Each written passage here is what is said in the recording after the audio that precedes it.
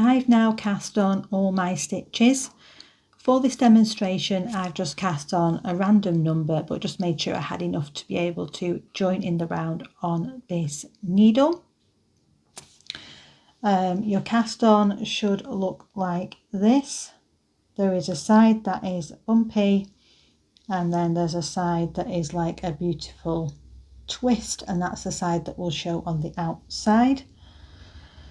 When you come to beginning knitting and joining in the round, both your tails should be on this side, and it's very, very important that we make sure that the bumps on our stitches are all facing the same way. So I will just go around now and check, and as you can see, the loops of my stitches are at the top of my needle, and the twist underneath is along here on the inside. Now I will make sure before I start knitting that they are all facing that way, and as you can see, all of them are inside my needle. Now this is the point in most round knitting patterns that you would put on your beginning of round marker. So if you've got a light bulb stitch marker, I would recommend doing that now. I'm not doing anything fancy to join this in the round. There is a few methods, but for this pattern, I don't feel that it is necessary, and for a beginner knitter, this is not necessary in any way.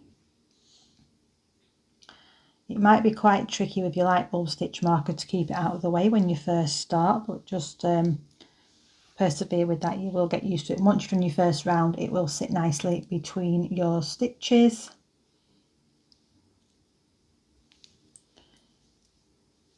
Or you can just leave this out, to be fair. You don't have to have it on this pattern.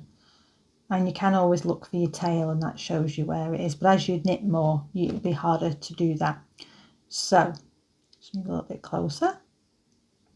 This is how it should look before you start. All your bumps are on the inside so that your knitting doesn't twist. And we're going to knit the first stitch now. I'm just going to make sure that my stitches are moved up. I have got my yarn ready, and I've just picked it up like this, and I'm holding it underneath my hand so that I can, because I want a nice tension here in the yarn that I'm going to be wrapping around when knitting. So I'm just popping it into the first stitch on this side, and I am going to, can you see how the needle goes through the stitch at the front and out at the back? And this is a knit stitch, and then I am going to wrap my yarn around, and now the needle needs to go down, and you're going to pull through, and you're going to pull that loop through that you just wrapped around your needle, and then pop it off, and there it should be. Then that stitch has been knit and it's been transferred to the other needle. I'll do that again. So the right hand needle goes in between the first stitch and your second stitch on this needle, and then you put it through and out the back, and then wrap the yarn around the needle at the back and down the middle, and then you're going to pull your back needle down, and as you come through the stitch, you are going to catch the thread under there and then pop that off. And at this point you will see there might be quite a gap between your beginning of round and your next few stitches, but on the next few rounds that should correct itself. As you're working, you will probably need to push these stitches around, and also bear in mind that the first row of any knitting is the hardest one. So I'm going to show you again and get a little bit closer if I can. So we're going to go in between the first and second stitch so that we're picking up that first. So if you can see, my needle is between the two stitches, and I'm going to go into the middle of that stitch and out the back, wrap my working yarn around and through the middle, and then I am going to pull down and catch the thread of the yarn, sorry, on my needle and pull it over. And I'll do that again. Wrap it round, pull it down, through and off. So into the stitch, wrap it round, pull it down and through and off.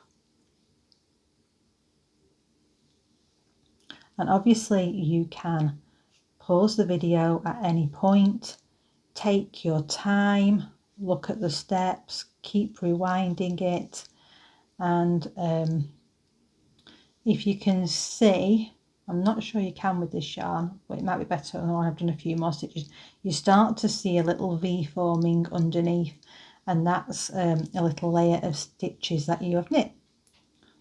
Again, so we go in between the first and the second stitch, through the center of the loop and out the back, wrap the working yarn around the needle, then pull it up until you can bring your needle through, catching that yarn, and then off. Again, I just need to adjust. Don't worry if there's a little gap there, that will correct itself on the second row.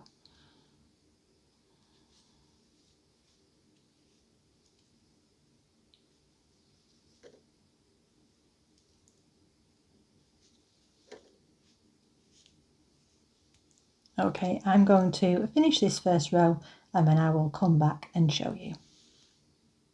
Now, as you can see here, I have completed the first row and I've just gone past the beginning of round marker, and you can clearly now see some of the little bees starting to develop under there, and you can see the twist of the cast on.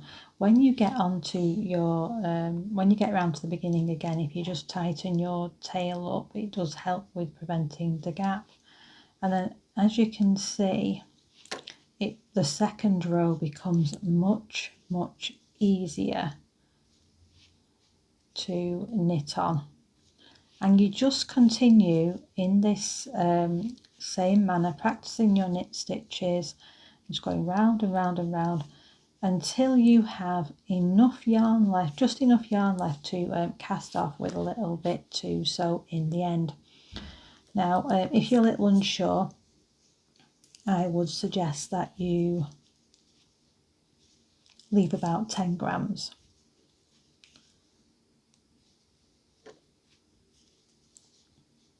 And what I'll do now is I'll just show you one of my own that I'm knitting on at the moment.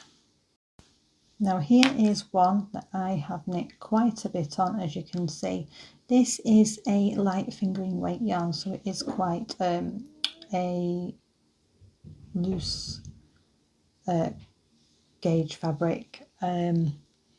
But remember, it's going to be doubled over when it's used as a scarf, and this one is going to be lovely and drapey and soft because of the yarn that I am using. It's beautifully soft, this yarn, as you can see, a little bit of fuzz on it.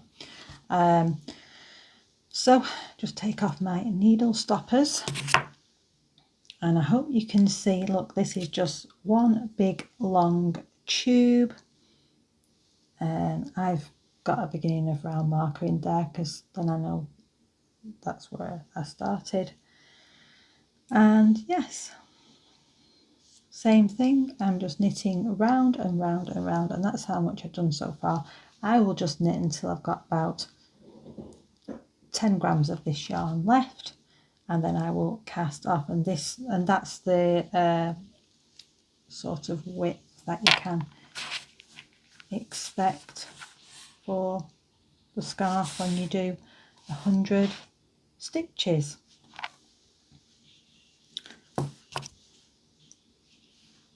So I hope that's been helpful. If you've got any questions whatsoever about anything I've said in the videos, feel free to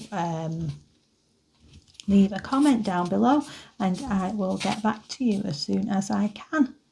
Good luck!